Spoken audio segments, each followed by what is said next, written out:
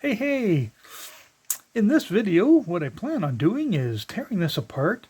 I'm hoping to get a minimum Litz wire out of it, coiled around in there, and a ferrite sheet, so I can build my own dumb charger.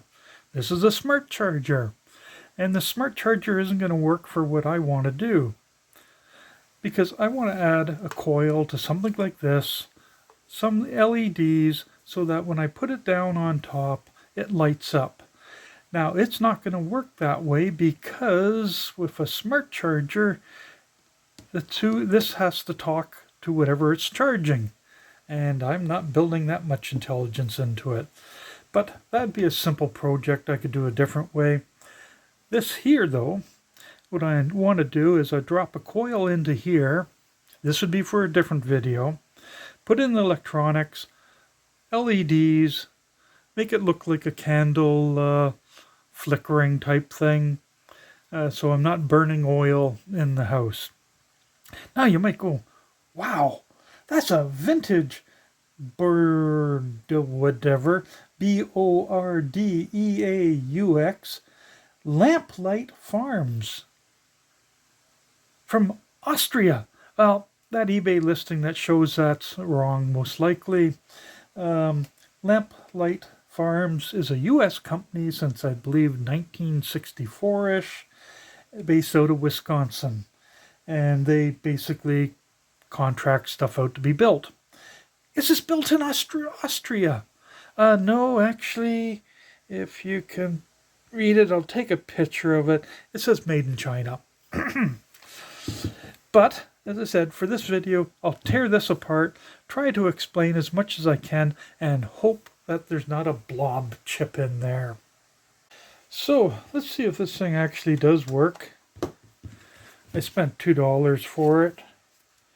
Okay, there you can just see that blue light. Let's take it apart. Actually, I've been prying away at it earlier, and then I took a look at the camera and went, oh, again. So, let's get the screwdriver in here. Do I have a second screwdriver? Yes, I do.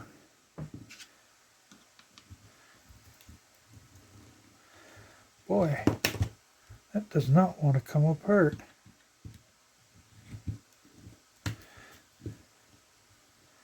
Okay, I can see the circuit board, so I don't want to hit it. Ah! There we go. Here's one pop. And as it tries to close in on my finger,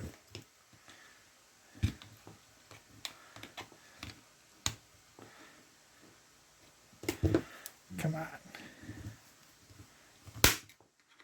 That sounded better.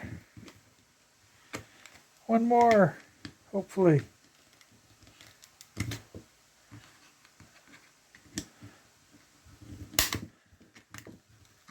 Almost there.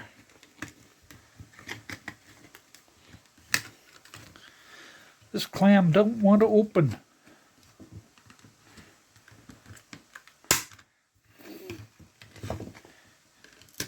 Keep going. What, has it got a weight in here?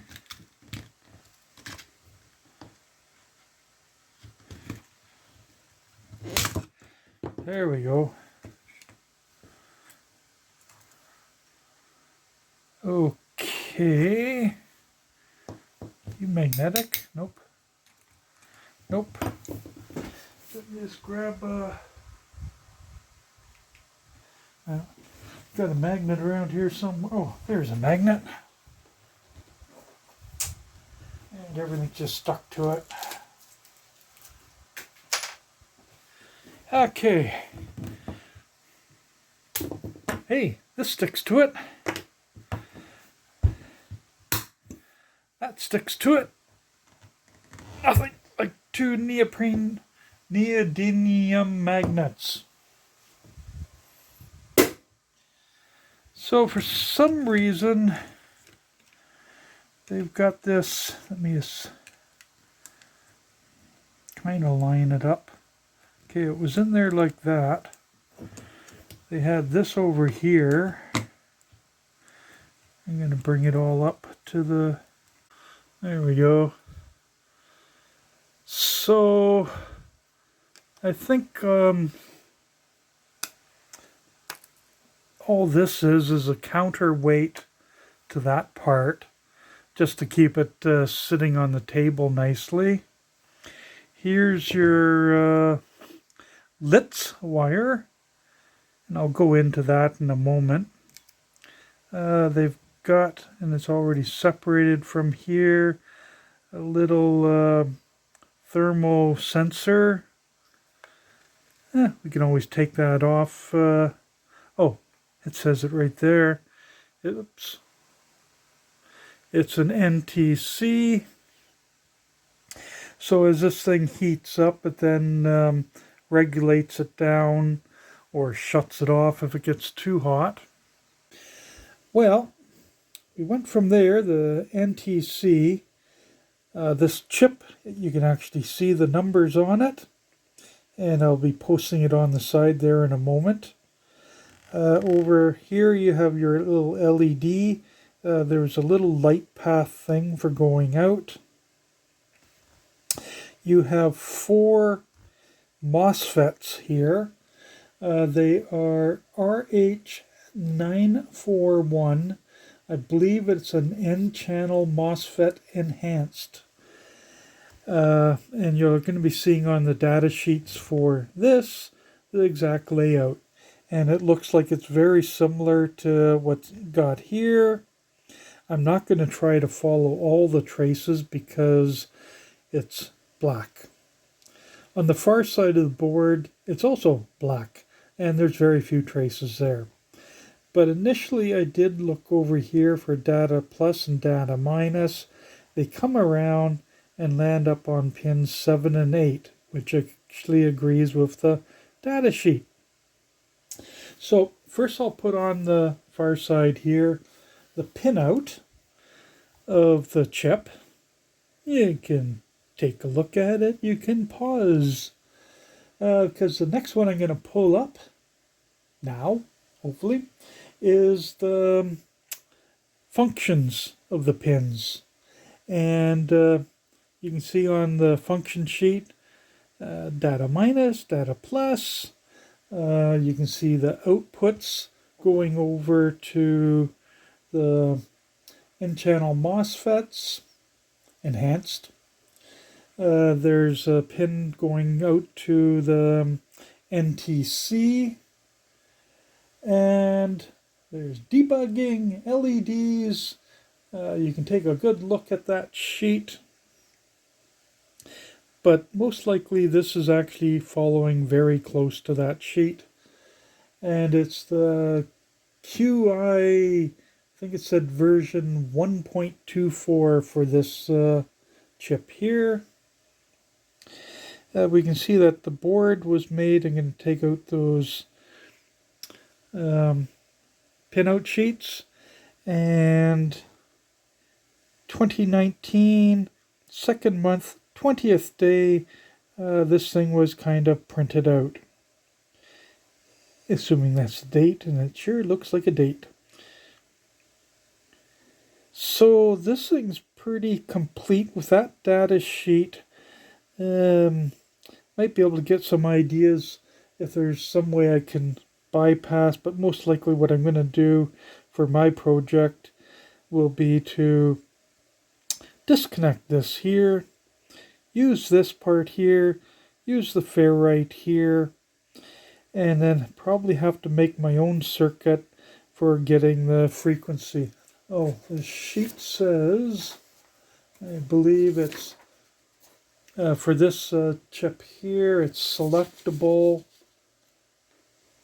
for 110 kilohertz to 205 kilohertz. What I'm going to do is at the end of the video, I'm just going to put up each of the pages if you want to take a look at them. so you can get an idea on it. But as I said, this one you can actually find on the web. Woohoo!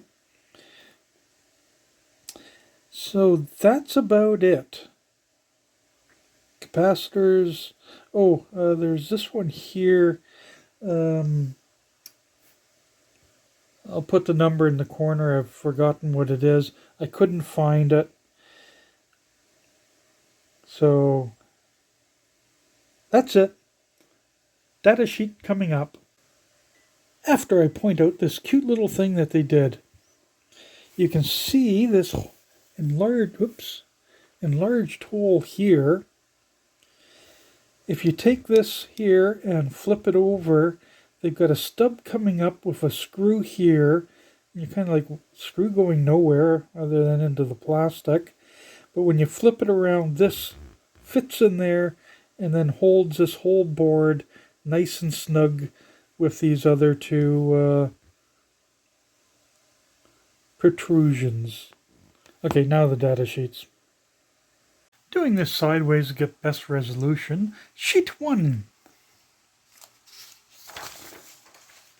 Sheet 2. Sheet 3. Number 4. I think you're getting the idea on this one. Number 5. 6. 7. 8. 9. Ooh, there they are. 10. 11. 12. And that's pretty well it. Have a good one.